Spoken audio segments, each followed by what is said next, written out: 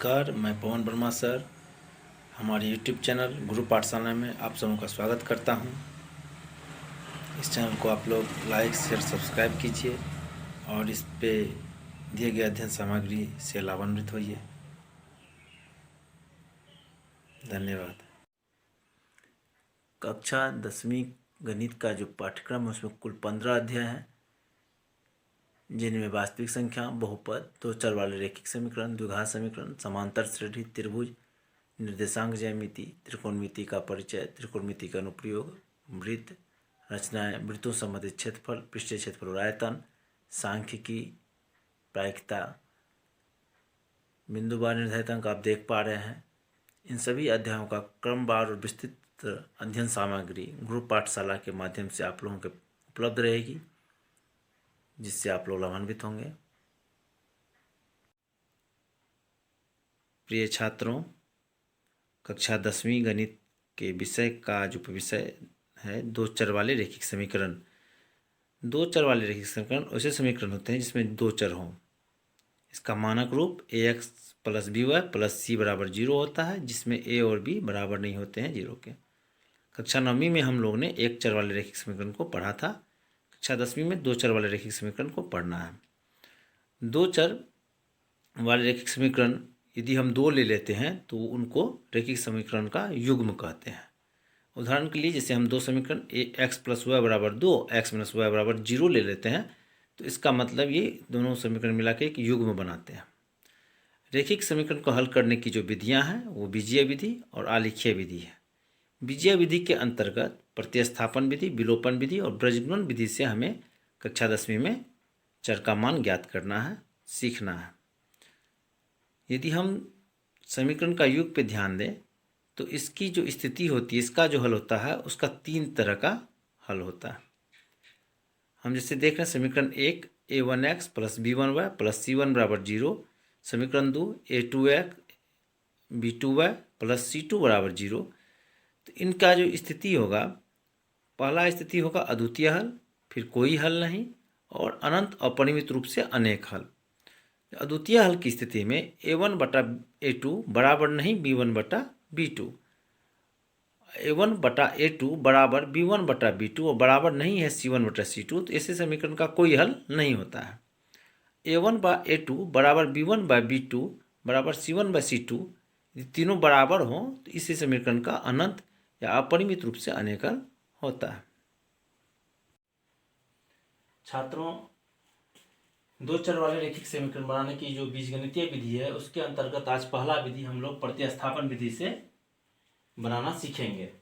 तो प्रतिस्थापन विधि पहले कहते किसे हैं? प्रतिस्थापन विधि में जो हमको समीकरण का युग्म दिया रहता है, जैसे हम देख रहे हैं समीकरण का युग्म हमको लिए हुए हैं, ये आपको बिहार बोर्ड के एक्सरसाइज 3.4 का पहला हिसाब है, पहला सवाल है। तो प्रतिस्थापन विधि में क्या होता है, दिए गए जो युग्म है इसमें से किसी एक समीकरण के किसी एक चर का, जैसे एक्स और वाई दो चर हैं तो किसी एक चर का या इसका किसी एक चर का हम इसके पद में किसी एक चर के पद में मान को व्यक्त कर लेंगे और इस पद का मान दूसरे समीकरण में रख देंगे, तो फिर हमको दोनों चर का मान निकल जाएगा। तो इसका हम इसको देखेंगे क्या होता है प्रतिस्थापन विधि। दिए गए रैखिक समीकरण के युग्मों में किसी एक समीकरण का किसी एक चर के पदों में व्यक्त करके दूसरे में इसका मान रखकर चरों का मान ज्ञात किया जाता है। इस प्रकार चरों के मान ज्ञात करने की विधि को प्रतिस्थापन विधि कहते हैं। अब हम सवाल पे आते हैं और इसको बनाएंगे, जैसे ही बनाएंगे तो समझ जाएंगे प्रतिस्थापन विधि होता क्या है।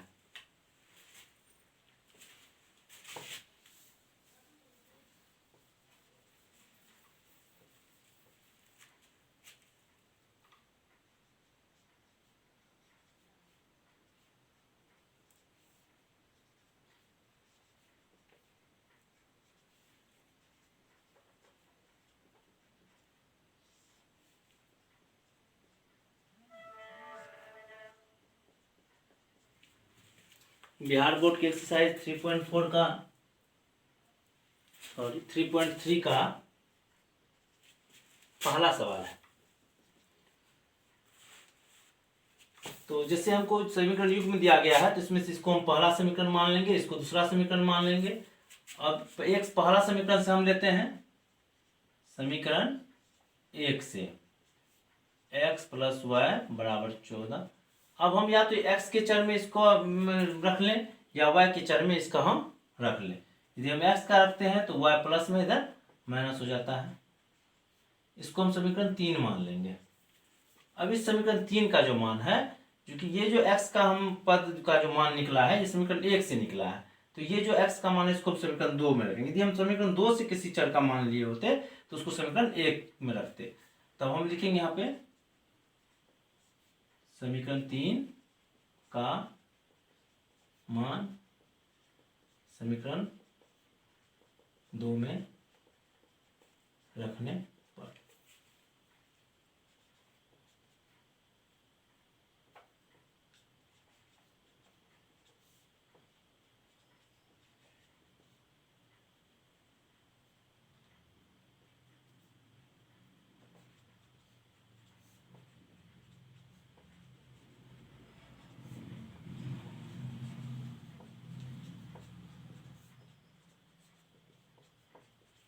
जैसे आप देख रहे हैं यहाँ x का जो मान है ये मान यहाँ पे आ गया और माइनस वाई माइनस 2y हो जाता है।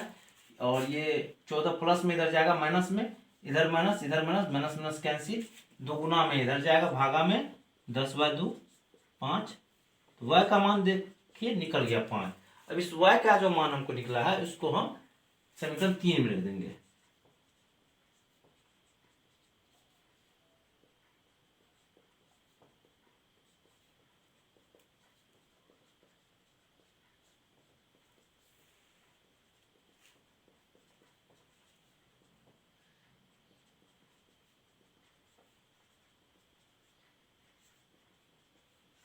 इस तरह दोनों चर का मान हम प्रतिस्थापन विधि से आसानी से सरलता से ज्ञात कर सकते हैं।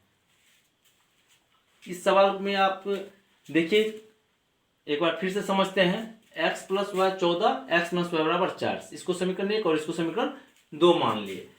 हम पहला समीकरण से किसी एक चर के पद में उसको व्यक्त कर लेते हैं और उस जो चर का मान हम व्यक्त किए हैं उसको दूसरे समीकरण में रख देते हैं। जैसे ही समीकरण में हम रखेंगे तो हमको एक चर का मान ज्ञात हो जाता है। जब उस चर का मान ज्ञात हो जाता है तो इसको हम समीकरण 3 में रख के पहले चर का जिसको हम मान निकाले थे वो मान भी निकल जाता है। इस तरह दोनों समीकरण से हमको दोनों चर का मान ज्ञात हो जाता है।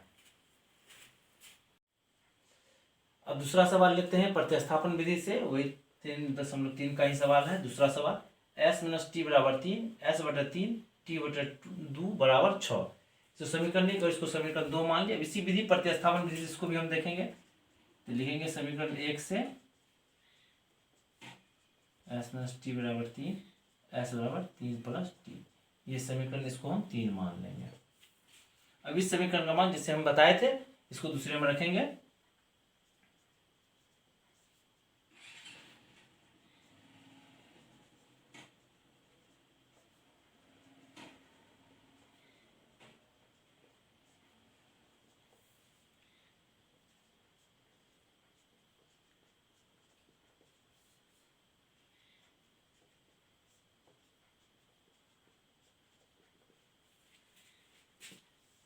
तीन और 2 का लॉसर लेते हैं 6, तो ये हो जाएगा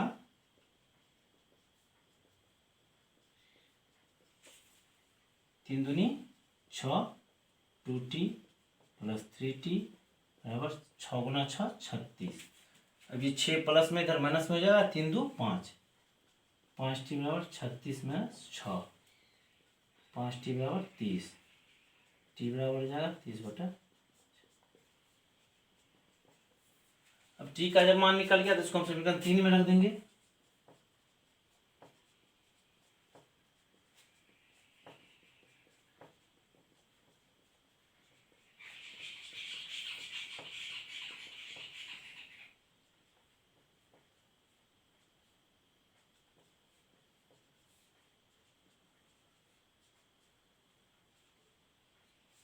इस तरह हम देख रहे हैं कि दोनों चर का मान इतनी सरलता से हमको ज्ञात हो गया। तो इस प्रकार हम प्रतिस्थापन विधि से कोई भी दो चर वाले रैखिक समीकरण को हल कर सकते हैं। अगले वीडियो में प्रतिस्थापन विधि से 3.3 में जितने भी सवाल दिए गए हैं सभी का हल आप लोगों को दे दिया जाएगा और विलोपन और बीजगणन विधि से भी सिखाया जाएगा। उसके अगले वीडियो में आप लोगों को आरेखीय विधि जो है ग्राफिया विधि उससे भी बताया जाएगा। आज के लिए इतना ही। धन्यवाद। चैनल पे बने रहिए, चैनल को सब्सक्राइब कीजिए, शेयर कीजिए, लाइक कीजिए और ये इससे आपको क्या लाभान्वित होइए। धन्यवाद।